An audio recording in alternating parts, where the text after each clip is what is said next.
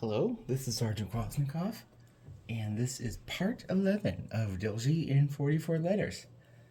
I'm really excited about this one because it means that we are a quarter of a way through the entire 44 letter Delzhi alphabet.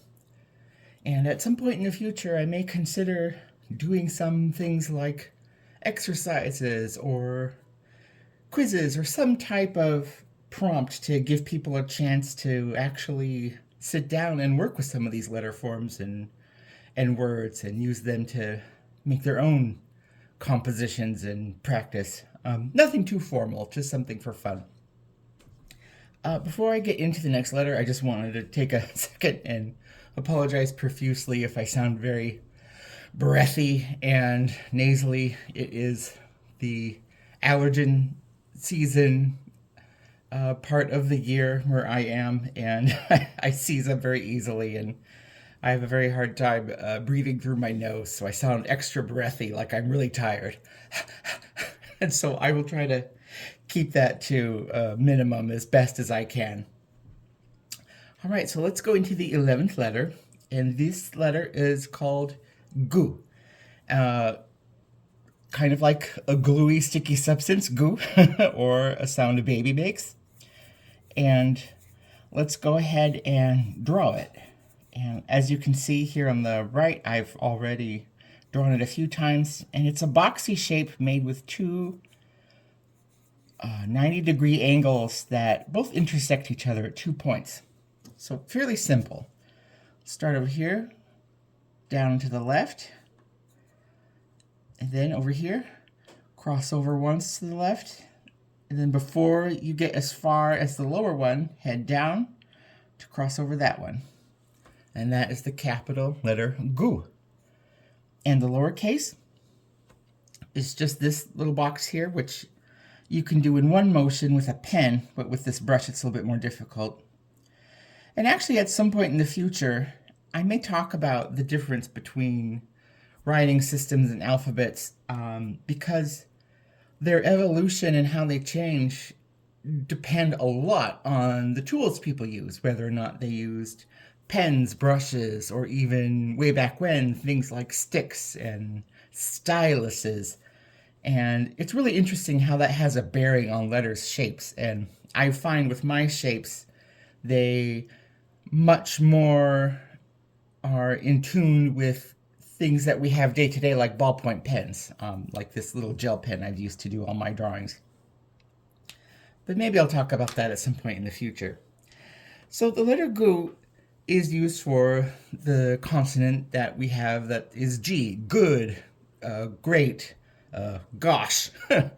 So there's not too much to discuss when it comes to the sound. It's a sound that we have in modern English. And the name gu comes from the word guna, which I've written here. And guna is a really interesting word to me because it's a collective word for people. It kind of translates as the people, but it's about people more as a collective entity. And so you can think about it as the people in terms of like a society context. And one of the words I love to talk about is naguna, which is the same word but with the prefix na. And so when you add on na, it's naguna. And that means our people. And so when somebody uses that Dena'ina word, they're almost waxing poetically about our people and our culture. But it can also be a little bit smaller. It can be about our family or our clan. And so the symbolism of gu is this fireplace that's inside a lodge or any indoor setting, also called a Nichił, which is the name of our culture and origin. And the reason I chose this pit made with 4 beams to represent this letter is because it is where people meet and make decisions. And I've kind of drawn the idea of a lodge where there's several people meeting each other. And so to me, gu represents decision making and almost like the political sphere of culture. And when people talk about culture and history, they don't often talk about political systems. And it's really interesting to me because sometimes those are much more informative than the things that we do think about when somebody says the word culture. They think of things that I've mentioned before: food, language, art, clothing, crafts, and activities. They don't think about social structures so much. And I love learning about social structures. And just to go back again to say, this is definitely my interpretation of social structures and what pre-contact societies are. And it's informed based on my own academic learning and my own experience and heritage growing up. So what I'm describing is a very generalized idea of what these societies and structures are. And so earlier I mentioned the word clans, and clans are fascinating because they were a way of having different levels of affinity and kinship with a broader group of people within your tribe and your culture.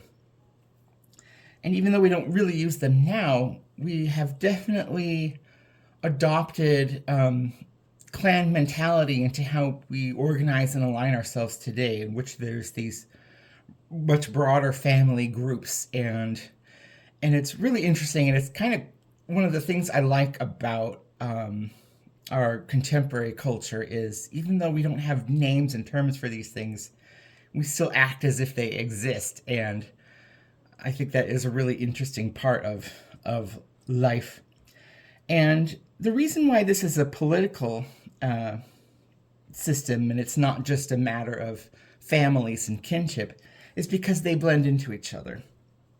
Now, let's talk about these two words up here. One, this is the word keshka. And keshka, it literally means a rich man, but it also means a type of a leader. And it can also be translated as a chief. But the word chief is a little bit too broad, and it has a lot of other connotations that more have to deal with race, and it just doesn't translate 100%.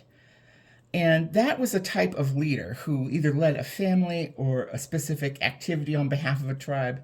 You could have a keshka of hunting, for example, a keshka of who managed food storage. You could have a leader of the medicine people, going back to the word elegant. You can have a leader of that. And there's also ki'u, which is the female version. Although pre-contact, there wasn't an awful lot of ki'u necessarily that acted independently from a husband. And so even though society still had those very stereotypical patriarchal roles, the way that clans and family kinship intervened and mixed with that was a way to ensure the different transference of power and wealth and belongings. And it's very unique because you can't quite say it was matriarchal, but you also can't quite say it was patriarchal either. It was like a little bit of both that met in the middle. And the reason is clans.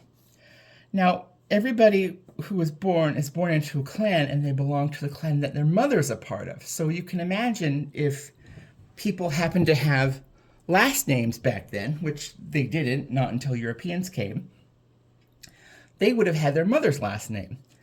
And when a man and a woman, if they got married, the man would leave his clan and join the clan of his wife. And when you did that, that was like your new little micro country, so to speak. You were now a part of that clan, and you were expected to work and provide for your newly adopted clan.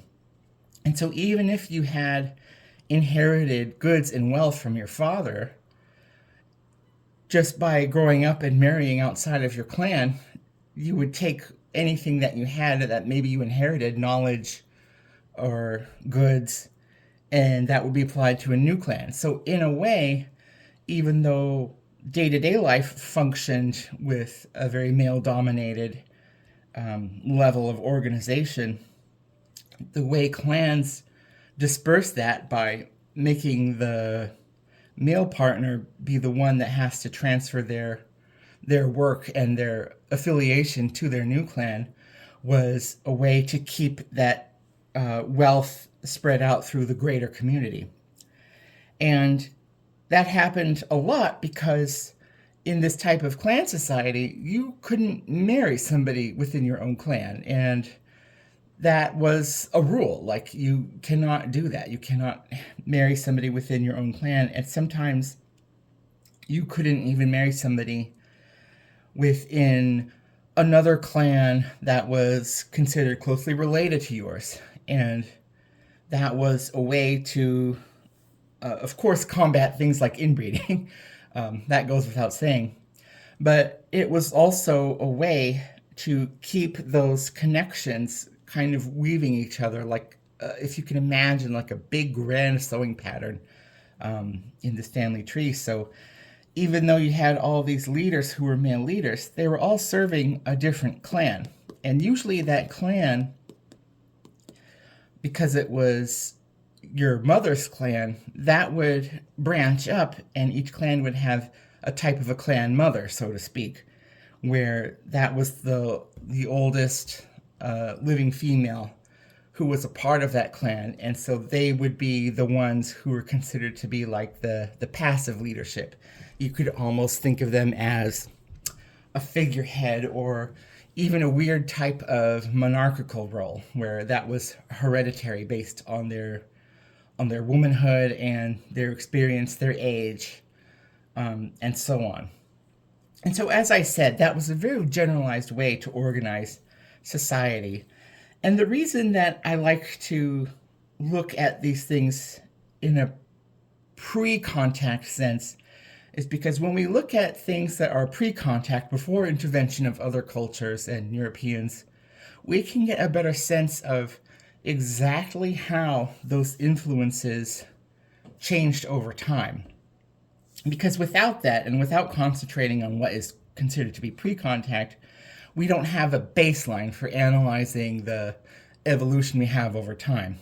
So there's like a bit of a balance that goes on. When I study these things and teach about them, I always like to give people the caveat and the asterisk that says, yes, we should focus on pre-contact facets of culture, but really that's only for the purpose of establishing a baseline and to make sense of our rapid cultural evolution, not necessarily to reenact it or revitalize it, but to use it as a piece of knowledge, as a part of the puzzle. Because often when native cultures encountered European cultures and other cultures, a lot of records and traditions about their own histories and their own knowledge of the past and their conventions just get erased.